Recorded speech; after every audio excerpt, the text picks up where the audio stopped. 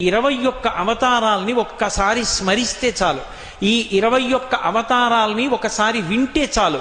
వాటి పేర్లు విన్నంత మాత్రం చేత విష్ణు ప్రీతికి పాత్రుడవుతాడు.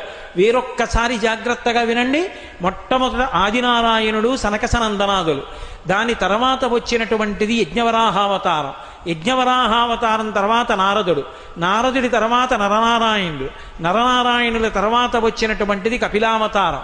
కపిలావతారం తర్వాత దత్తాత్రేయావతారం. దత్తాత్రేయావతారం తర్వాత యజ్ఞావతారం.